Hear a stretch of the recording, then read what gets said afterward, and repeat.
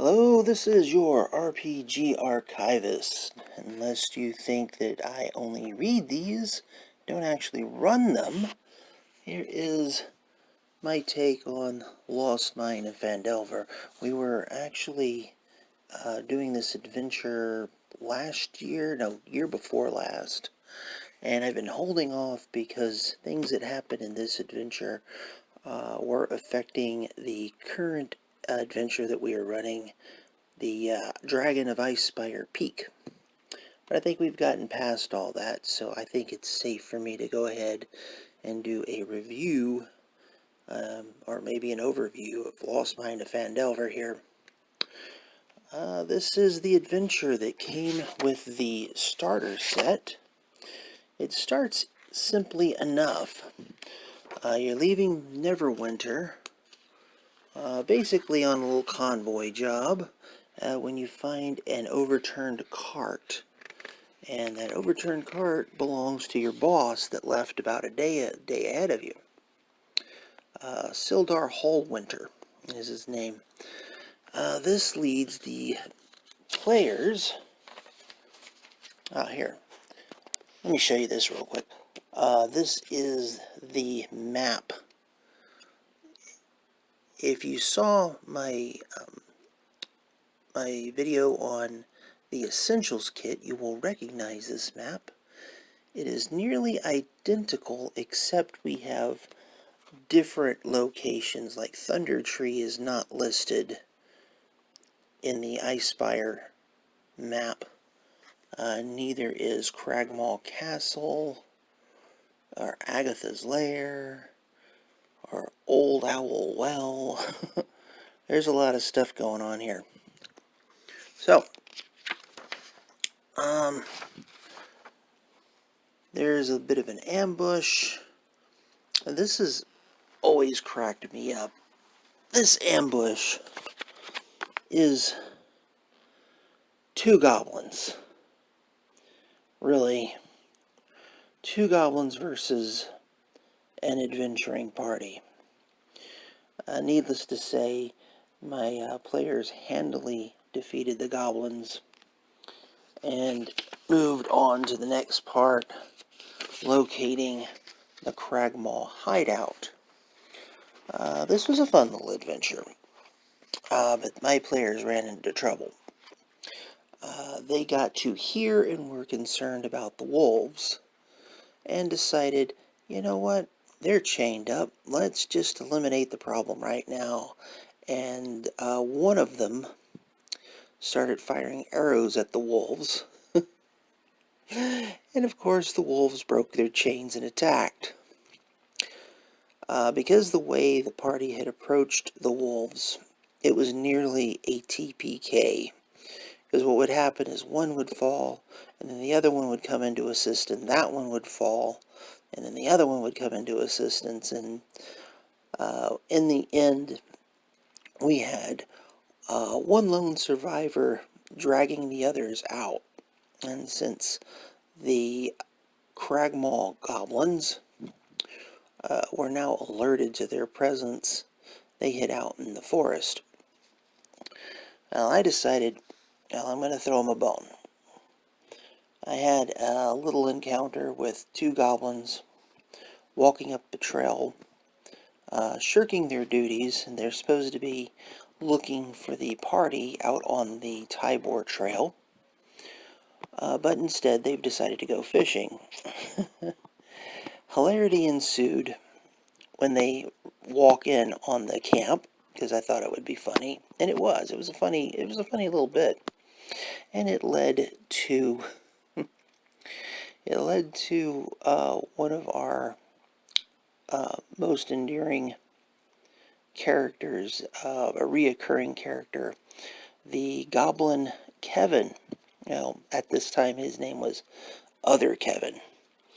So they got a hold of Other Kevin, got information from Other Kevin, and they found out about the feud between the Bugbear and the Goblins.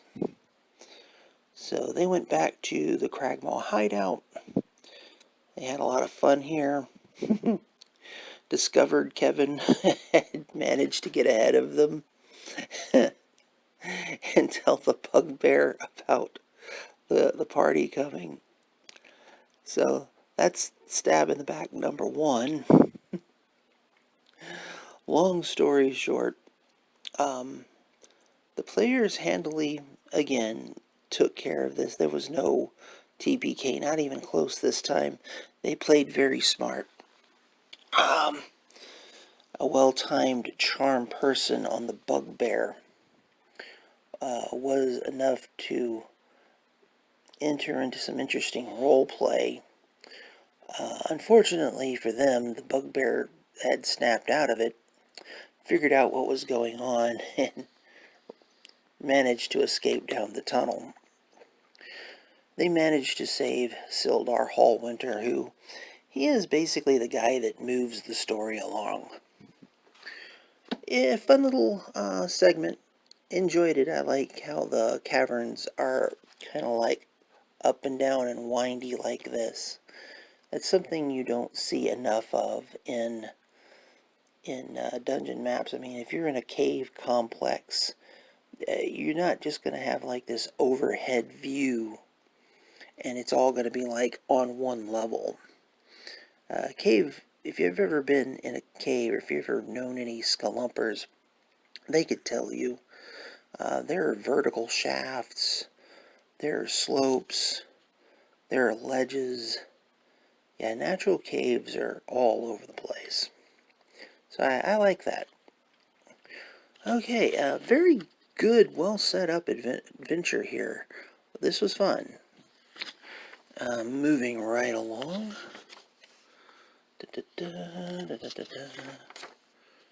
Yeah. Oh, we're now into Phandelver. Here is your list of NPCs you're going to run into. None of these guys... Well, let's see. Which ones show up in Icespire? Harbin Wester is in Icespire. Halia's there. Darren Indermouth, I think, is there. And I don't see him listed, but... oh, here it is. No? Well, the guy that owns the Stonehill Stonehill Inn. Forgot his first name, but my players run into him a lot. So those are the guys. These other people, they might or might not show up if you choose to. I know Icespire specifically said that Sister Garel, I guess I'm pronouncing that correctly, is not in town for the duration of the Icespire adventure, but she's definitely here. We have the Phandelver. There's some extra locations listed in Phandelver that are not listed on the Icespire map. For example, the ruined manor actually gets a name on the Lost Mine map. We also have the Sleeping Giant and a few other odds and ends, different people, different places. It's a good map.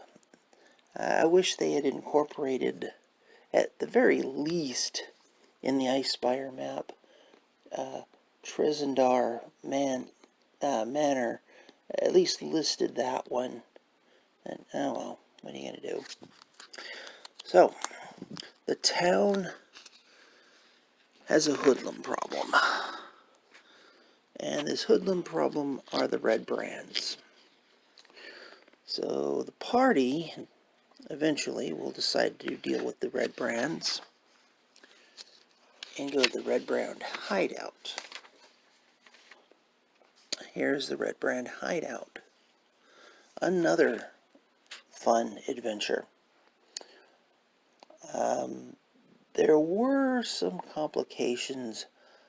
I was with a group. They played more like anti-heroes, and they were really smart in some ways, and they managed to role play their way through a lot of stuff. One of the players was a cleric of I don't remember, one of the storm tempest gods, and his background was pirate. Yeah, he took the pirate variant of sailor, so he used his intimidation quite a bit. So they go through here, and they run into the Red Brands in one of these locations, and the Red Brands, they talk to the Red Brands, they go, hey, what are we going to do? He basically came in and he said, look, I'm taking over, and they says, what, really? But he rolled well enough, and I figured, what the heck? Let's see where this goes. And the Red Brand said, okay, you're going to have to prove it. What are you going to do with those bugbears in the next room? And I said, all right, well, I'll deal with that. And then they went to deal with the bugbears, and handily defeated the bugbears. And the Red Brands, at least that group of Red Brands, decided, okay, maybe this might be a thing. It was a very strange adventure, guys. Long story short, on the Red Brands ended up becoming the town guard, effectively. Very strange. But here's a fun bit. In the text, I think it's this room, talking about the bugbears. And according to the book, they are bullying this small goblin. Just bullying this goblin. It's the only goblin in the whole Red Brand hideout. And they give the goblin's name. And I looked at it and I went, you know what? No. That is not the name of the goblin. The name of that goblin is Kevin. So that started the theme of Kevin popping up throughout the adventure. Kevin is his own side story, all on his own. There is one more thing of note. There is a thing living in this area. They never met him. They heard his voice. And they effectively said, look, we're not going to deal with you. You just stay where you're at. And he went, okay. So they didn't kill one of the nastier creatures in this entire complex, which comes to bite the group in the rear. Well, not this group, but the next group in the rear during Icefire. That was a fun one. I am glossing over a lot of details that had happened during this adventure, by the way. There was a subplot involving a book. There was pirates looking for one of the players. So I incorporated a little bit of their backstory in. Okay, what are we taking us to? The Spider's Web. Now, this is like a series of adventures. This is something that I like, the Wilderness Encounters chart. Icefire Peak doesn't have that. Instead, they have a random roll of where the dragon is at any given time, which is okay. It's kind of neat, but I kind of miss my Wilderness Encounters. It really made the game pop. But I guess I would imagine that a lot of these things are hiding, or in hiding from the dragon. I don't know. Let's skip over this. Most of it's just stuff and things, and they're good encounters, but I don't want to bore you and make another extremely long video. Thunder Tree was fun. Infested with twig blights and a particularly nasty type of zombie.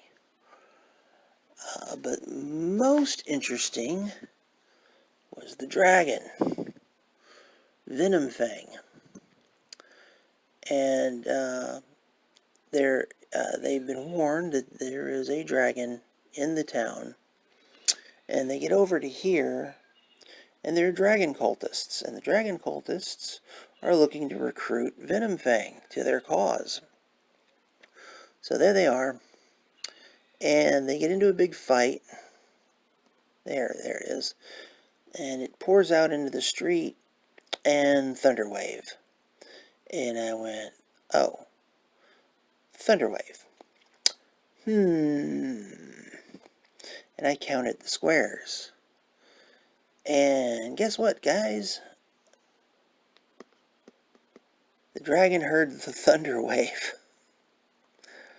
That was an interesting encounter. The players did the smart thing. They just got through with a massive combat with dragon cultists.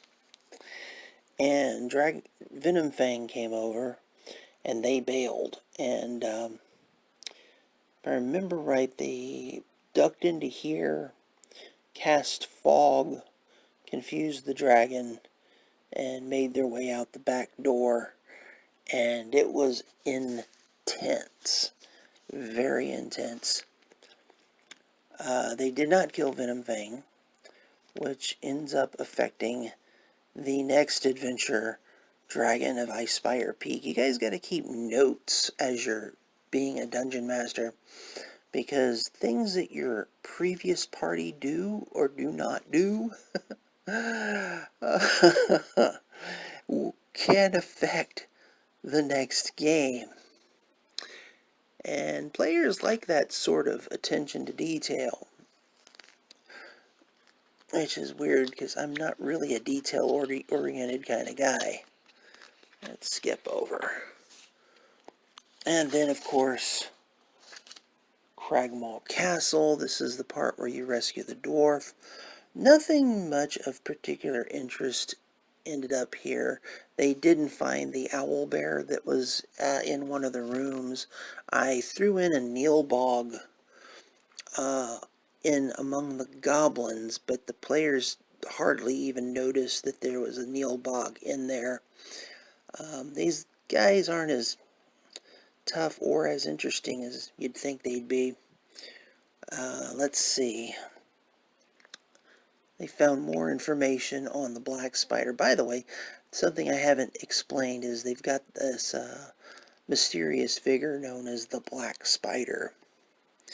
And they know that the black spider is after the same thing that the two dwarves brothers are after, which is Wave Echo Cave, or rather the Spellforge. Is it the Spellforge? Yeah, I think it was the Spellforge. So, of all the encounters, this was actually the least interesting, but even this one was fun. I really like the Lost Mine of Phandelver, guys. Many of these scenarios you could just drag and drop into your own game as needed, as wanted, as desired. You don't have to play the entire adventure to get to Cragmaw Castle. You could just drop Cragmaw Castle into one of your games because it'd be fun. Just give the players a reason to go there. That's all you need. It's like having a number of small modules mixed in with one larger adventure. And finally, the main event, Wave Echo Cave. Unfortunately, things started to get dull, I guess, for my players. I don't know what happened. At this point, my players were distracted. They didn't seem at all interested in Wave Echo Cave. I don't know why. They literally just followed the wall, which led them to the black spider. And once they killed the black spider, which is the mysterious figure, they called it a day. And there's like all this extra over here that they did not explore.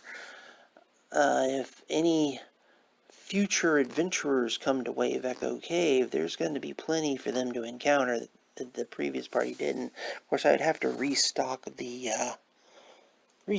dungeon with new encounters, because they did find a number of encounters on this half of the map. In fact, they pretty much covered this half. So yeah, let's see, I have another page marked. I wonder what that is. Oh, it's nothing. Alright, so, Lost Mine of Phandelver. Love it. Absolutely love it. Had a great time. I added a lot of stuff. Based on backgrounds. I don't have a lot of criticisms for it. I think my biggest criticism goes to, where is that? I'm going to find the map real quick, because this is important. Okay.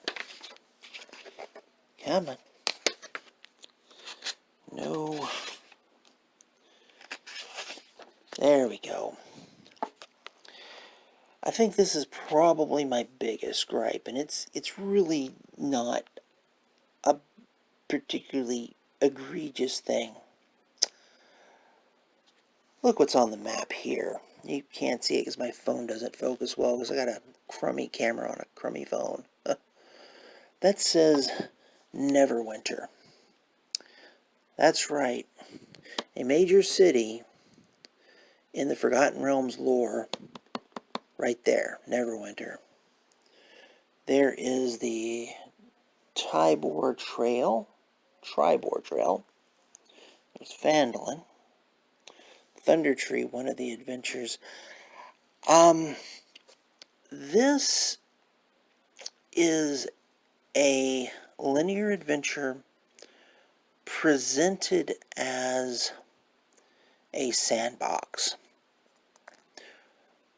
Do not think your players aren't going to treat it like a sandbox.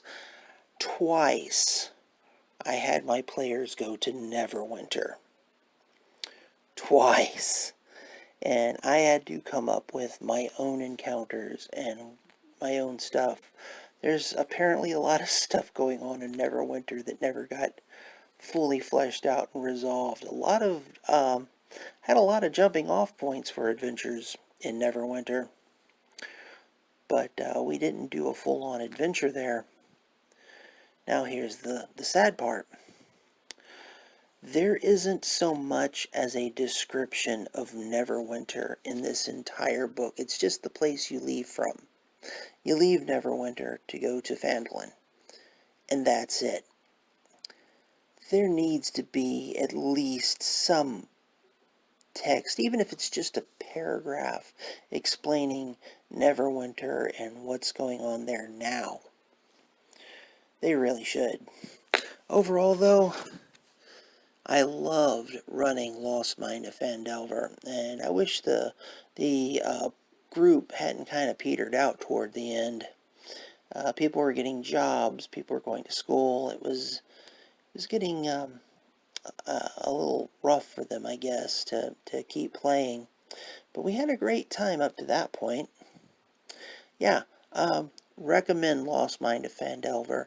Highly recommend it. It's actually worth buying the starter kit for.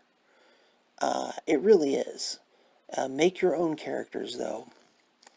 You could do that. You could make your own characters and run them in Lost Mine of Phandelver. My group never uses the pre-gens, even though it would be quicker, easier, faster. But yeah, but you can make your own characters and run this. It's not going to be a problem. Anyway, that's enough on that. Almost 25 minutes. Another long video again. Sorry, guys. Thought I'd run through this faster. Anyway, this is your RPG Archivist. See ya.